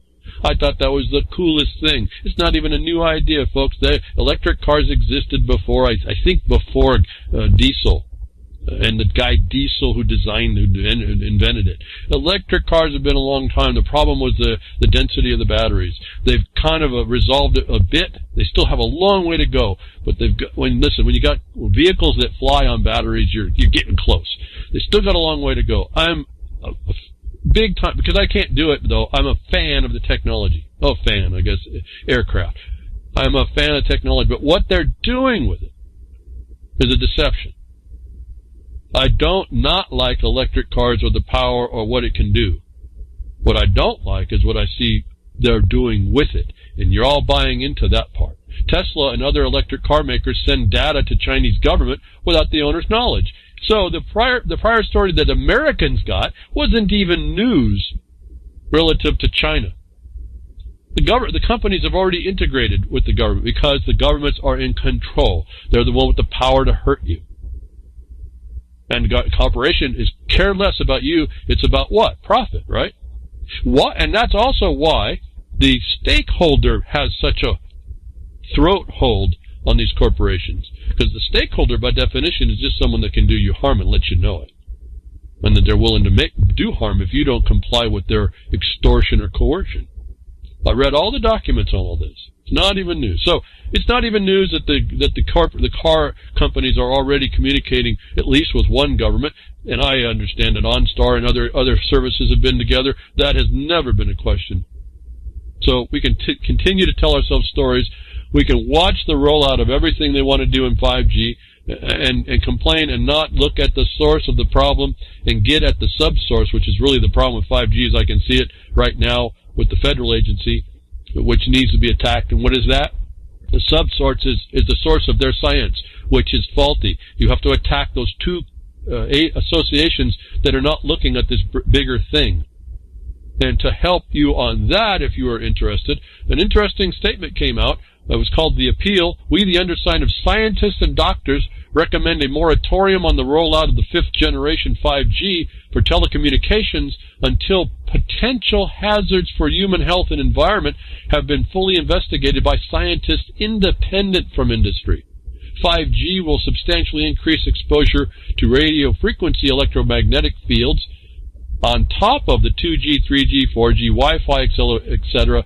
for telecommunications already in place. RF EMF has been proven to be harmful for humans and environment. Notwithstanding the fact they treat you like animals here is an European Union scientific submission that anybody in the United States can pick up and then refer to it. I would say you go and you find out their proofs and you put it together and you submit it to the FCC, and then more importantly, you go after their sub-experts. You go to those two people and you say, how come your outcome, your output, your product to the advice to the FCC is not fraud, where you're not looking at what all the scientists in the European Union just submitted. So you can use what they're doing. It's all the same technology over here for those of you that are interested. Get yourself involved in a viable way, not just complaining about it. And what hasn't been spoken of that came out, and some of you with HARP might be excited about this, because of the way the array is set up there, and it's what's called a phased array problems. It's how they can direct energy, and it works bidirectionally as well. It'll all depend on the technology that you're installing. It comes out at the same time with the scientists and other people that are submitting something to the EU. Remember, we also had the cannabis thing that was talked about. The United States was to adopt or come to meet with the international standard. This has the same thing going on here. It's not just the United States rollout, it is a global rollout. But they now are more scientists stepping up to inform people of this technology. And so I'm not even into the fact of what it does or doesn't do. Again, the technology's neat. I don't know what to say. Part of me is okay with it. But there's these implementations that you're not. In other words, you don't get in your microwave to use it if you use a microwave. Some of you will say it's no good. Well, you got to go look a lot closer. If you cook it a long time, yeah, it's not good. Nothing happens to water when you use a microwave to heat it up. Someone will say, well, we got spin factors that go on. Well, there's ways to counter that if that's what you're really worried about. So technology is a tool. And it depends on whether you overuse it or underuse it or don't compensate for certain things. It's how we use what we have created with. Well, I'm using to get to you right now. I'm being radiated to death if this is the case. I've got boils and cancers all over me because I'm sitting in a room that's got 5 gigahertz, not 5G, but 5 gigahertz send signal in order to get you high-speed internet to the router so you can hear me. I don't know if you've noticed, but for years and years I haven't had a problem because the generous donor gave me this system for high-speed invisible. It's an invisible system. Get you the signal. I need to sit right near it. It's the only place I can put the thing. And so there's just some trade-offs I'm going to have to make it if I'm going to get my message out. But, guess what? I don't have these things growing all over my body yet. So apparently I'm doing some other things to counter it. So without getting all lost here, we have the idea that people are looking at all this communication, this technology, and saying it really isn't fully tested. I'm saying that there's an administrative process you need to understand in order to interject yourself in a thing that looks like it's closed to you. And now we have this idea, more along the HARP idea and directional energy. And I'm not going to get lost in the HARP thing. There's a whole other story going on with that as well. But from blankets to bullets, Cellular Phone Task Force is a response that they looked at. The single most important fact about 5G that nobody is talking about is something called phased array. It will totally change the way cell towers and cell phones are constructed and will transform the blanket of radiation which has enveloped our world for 2 decades into 1 million powerful beams whizzing by us at all times. A mutual friend with whom this author was speaking during a campaign to defeat SB 649 in California passed the message from Blake, Levitt, quote, 5G antennas will be phased arrays. Arthur will know what that means, and the author does. His name was Arthur, the author. Phased arrays were one of the first things I learned about in the very beginning of my long involuntary journey from medical student to campaigner against wireless technology. After I was injured by X-rays in 1980, X-rays, I began to read everything I could get my hands on that had to do with electromagnetic radiation and its effects on life. And one of the first books I read was Paul Broder's The Zapping of America out of 1977. Won't read any more. The point is, he brings up the idea of phased arrays. When you have these antenna array systems spaced every so many feet, and you start arranging them, let's say like you go to the HARP system in Alaska and you see the big grid placement, that has the ability of being directional. That direction doesn't talk about you or look at you. It's looking at your devices. And so it will direct a beam of energy to the device. And you might be in between it. And it's much more powerful, as they're saying here, it can be much more powerful because it's directed energy, focused energy, than a general blanket of radiation. So this is another report you could bring out. I would say really research out, understand what you're talking about it, include this in all of this. Am I saying we don't want 5G? Well, I'm not. I'm looking at it saying it's not looking too good, but let's have the objective studies done. And let's make sure right now it is rolling out too fast. Notice that the statement from the appeal made by the concerned scientists in the EU, they were saying that they want to postpone the rollout. They're not even saying cut it out. They're saying let's slow down. One of the effects of having this increased access is now being told to us, as we said, the derogatory things that it's being used for. Again, profit motives are great here. We're not going to seemingly get around it. I don't know what that is, but that's what it is. People want to seemingly make money, and they don't care what they do and how they do it, or what the loopholes that they want to get around or policies that they violate in order to happen. And this 5G rolls out is one big policy violation in my mind to begin with. And yet no one seems to be wanting to focus on that. They'd rather complain about it or see how tough it might be to overcome. It looks like an inevitability, but I don't see it that way. And I don't think it's too much an optimistic view. I think there's formulaic things that are built into the system that are not being done, that once they get done will start to put the kibosh on how fast this thing rolls out, and maybe, depending on their actual findings, or the exposure to the lack of findings that are required, which I think is the answer, and that the people that are so-called the experts are not providing them, and so that the information to the agency is not adequate to make a decision. That may be your fastest route to slow this thing down while you're getting the information. Because if it is bad, we need to know about it. If it's not bad, we need to know about it. And if it's bad in a different way, we need to know about that. My problem with climate change. If it's Michael man-made, and it's these aluminum particles, you see how we screwed up? We started doing this stuff before that we were supposed to. The military starts doing it under the Title 50 of the United States of America, and it was the thing you were not supposed to do because there was no investigation under actual science. It was all politics. And so all these decisions and regulations are made, and there's policies made, and we've heard early on in this broadcast that the data, that these companies are using your data, they're selling your data to companies that want to exploit it for whatever reason. I'm not going to say good, bad, or indifferent. My sense is if you don't have it, they're not going to be able to exploit you so much.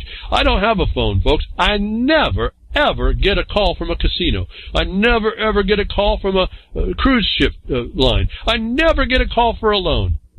Yeah, pretty cool, huh? My life's pretty simple that way.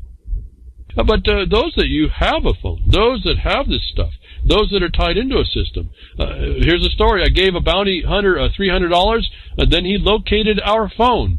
Now, this is kind of a messed up story in a way, because the companies found out that it's a lineage of companies who misuse the policies of the provider, the telephone provider of information, of location. And the location has a problem in that it's not too accurate a lot of times. And the companies that are down the line of the reception of the information, whether or not they do it legally within the context of the contracts, are saying that this stuff is the fact, and then people who are getting a hold of the information are using it for reasons that weren't intended. And there's no control on this. And so this article was that a motherboard found out through a whistleblower, if you will, who does use that system, that this was going on, this misuse was going on, and so they did an investigation. The problem with the whole story is they actually got permission from the guy who had the phone who they tracked, which would have complied with all the things I read in the story that everyone said had to happen. You have to have consent about the fact of the tracking. They have to know about this, and then it's okay. Well, they got that. And yet, in the end result, the companies are all up in arms about how that wasn't supposed to happen. Well, that's a lie, because if you look at what happened, apparently they got permission and consent just like everybody was supposed to do in the line. So what's happening is they kind of overreacted here, the AT&Ts and all the Verizons. They overreacted. They've been selling this stuff and been doing it just like they've been told. And you read the article, and they've been doing this. So they can track you down. People who you don't even know. People who aren't even contracted with the telephone providers have access to information to find out where you are. And maybe right down to within a few hundred meters. And maybe even closer. And without your knowledge and without you understanding why they're looking, is something I want you to understand about how the world becomes in the future when they roll out data acquisition under 5G, where I told you become data radar. Remember the X-rays, now we got radar, the Google patent, in a ring. I'm sure they'll make it into a ring where you can manipulate all your data, all your hardware with this radar, like a mouse. It acts like a mouse. It actually emanates a field, tells you right where you are. Your phone is emanating a field. Your distortion of that field identifies you. And when they take the phased array and they point it in your general direction, they can read about anything they need from you. At least that you're there where you are. This all happens in real time, not kind of like out there doing now within a minute or two, 2 minutes, 3 minutes. But so here's the notice to us. The information on your phones is being used right now. It's been being used. People can be looking for you, and you won't even have a clue it is, and then it could be wrong. I don't know if I have the story up. You could be wrong. We find out that all these location places that you look on maps, or those that use the maps and the map services, that's all gone through a government military operation who just makes up where this stuff is, where this most important things are. I don't remember now if I got the story of it. house, somebody in the house. People coming to their house thinking that the location, the geolocation that was in the maps on the databases was where their stolen phone was, where the body was in the backyard, buried in the backyard, where the terrorist was at, where whatever was going on, someone was looking in. The database that was being used wasn't so keen on keeping accuracy, and so there's numbers of houses throughout the world. It's just not just one space. That people in the world are being adversely affected by wrong data, and they don't know why, and they can't fight it. Now, to the company's credit on that issue, they tried to get it fixed, and they finally did get it fixed. But this is an anomaly. This is the anomaly that peaks up already before you start getting into this technology. That what starts to happen when you have a more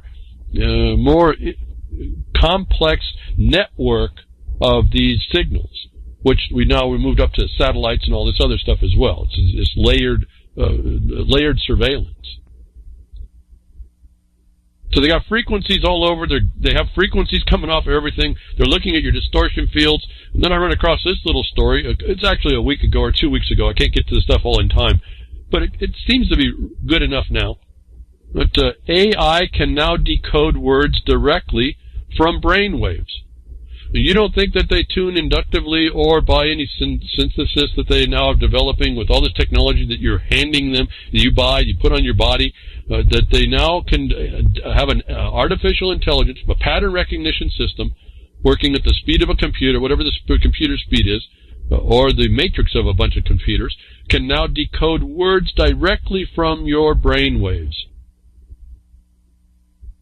Think about this carefully. Don't just pass it. Oh, that's kind of interesting. Well, that's kind of scary. No, think how scary this is. Given, and then again, it's in its formative moments, but it's going to be expanded quickly.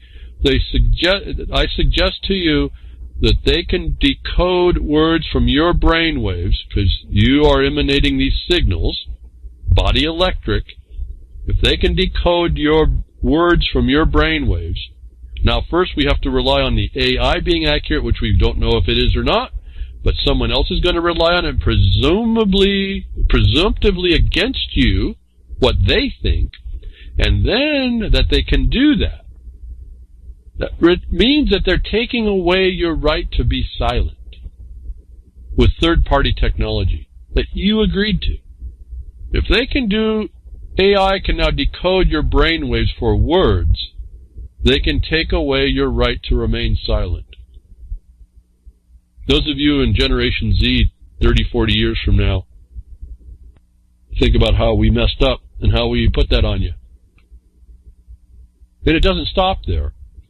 If they can't do it by the brainwaves, they're doing it by photons. And I think I might have gotten that last story a while back, and this one, I think, from Jules, if not Gary L. But at any rate, thank you, Jules, for what you do over there at UCY, continuing to put the broadcast up, and I think it's going live simulcast. Still, thank you.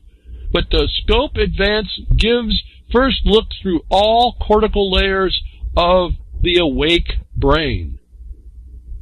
So it's not just going to be brain waves, it's actually going to be light that they can reach out and look at someone. Doctors look, just like doctors seek to scan the deeper into the body with sonograms, CTs, MRIs, the astronomers seek to look farther out in the universe with space-based telescopes, adaptive optics, and different wavelengths of light. Neuroscientists pursue new ways to watch brain cells at work deep inside the brain. The 3-photon microscopy recently emerged to give them a deeper look at brain cells than ever before. They can shoot a beam of light, and I don't understand the lab technique and research, but just get the point. They can shoot a particular type of light at your brain. They can now go into and focus in on the structure of it, and they can be looking at what's going on the neurons. And what was important in my mind is they say they had to tune it so that they got to a point where it stopped the interrogation, stopped interfering with the neuron signaling. And so that tells me they already know how to interfere with your neuron signaling with light. And now they've figured out how to interrogate you without you knowing it or affecting what your brain neurons do. So we don't necessarily need to even have anything electronic emanating a field, or even we'll use it in conjunction. They'll take and they'll identify who you are. They eventually will shoot a certain type of light into your head or wherever. You can do it in any cell, I'm sure. Once they find the fractal resonance of your system, as they indicated that they probably already have, then they're going to be able to figure things out. They're taking away your right to be silent, your right not to associate, your right to be free, and they're doing it without you even knowing it. And so heads up. Those of you in Generation Z 20, 30 years from now, I'm sorry. Don't know what else I could have done. Right? What are they doing, folks? They're just waiting for you to incriminate yourself. I've told you and explained to you that they'll make that stuff up. And they'll make that stuff up and they'll try to get around it and they'll enforce and empower themselves because everybody was quiet when they violated, gave lip service to the rights that you were supposed to assert and not let them trespass. Because we were told it took a vigilant, educated mass to do that. And we haven't. We've lost the Republic, the Republican form, the things that where the law meant something. It's coming into these legalisms because we're not understanding certain things. So we have technology coming, folks. It's just going to be hands off. You're just going to be in an area. They're going to be able to read your mind. They'll actually, what I got out of that too, is they're going to be able to tune their thing up and they'll be able to put a neuron, they'll be able to put in signaling into your neurons and do whatever, have you do whatever they want, it seems, by what I was reading in that article. And where you think that they don't have power or this or that, they're going to invent the power. I've been telling you this. This comes from Normalization of Ignorance. Thank you for this. I didn't know anything about it. But police, and this is a warning to y'all up in Canuckistan. Police in Canada can now demand breath samples in bars and at home. It may sound unbelievable, but the Canuckistanians revised laws on impaired driving could see police demand breath samples from people in bars, restaurants, or even at home. And if you say no, you could be arrested, face a criminal record, ordered to pay a fine, and subjected to a driving suspension. Now here's the point about all this. You can listen to how this is coming down. It exists for 2 hours after the report that you may have been doing a drunk driving. In other words, you can go home completely sober, go in, have a couple beers watching a football game. Yeah, even the one that got you use your feet with a funny ball. Yeah, that one. And after 2 hours, right before 2 hours, a cop shows up, knocks on the door. You open it because you don't require a warrant, and they ask you to blow. And if you don't, they're going to get you. And if you do, and you've been drinking, even though you weren't drunk when you were driving, they'll get you. So the presumption of guilt is on you, and the presumption of burden is on you. And this is what they're doing. This is how they're going to be working. And I hear nothing from people other than now we know about it here. But the suggestion was, don't open the door. And that was interesting, and a question came back is, what about the castle doctrine? I think that's immaterial. That's a common law defensive condition that the common law should be applicable, but it's not material before the cop comes in and without a warrant. And then you're subject to the risk of reliance on that and the corruption in the system, which doesn't want you to have a right. But up in Canuckistan, you can be required to blow 2 hours after you've been in a car. And so the idea is you got to get to your house without being seen, and then don't answer the door, demand a warrant. And I would say for the time being, you also better have an attorney on top that you'll have them contact so that you can enforce your laws. You don't want to communicate with them at the door. You want to go quietly behind, call your lawyer and say you need to call the cops and you need to talk to them about the warrant they need. Thank you for tuning in today. I hope something I said gives you some insight, inspiration. Get out there and help us out, help you out. And thank you, Grimmer, for what you do at reallibertymedia.com. Everybody else that does the shares, the follow, the shakes, the share, whatever, all that stuff. I do appreciate all that. And I'll be with you next week, tech diffs or nature willing.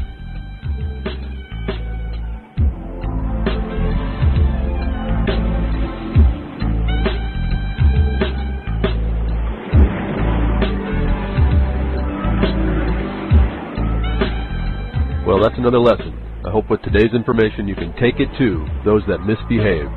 From behind the woodshed, leaving his mark on the beast, this is Hal Anthony. Till next time, journey with purpose.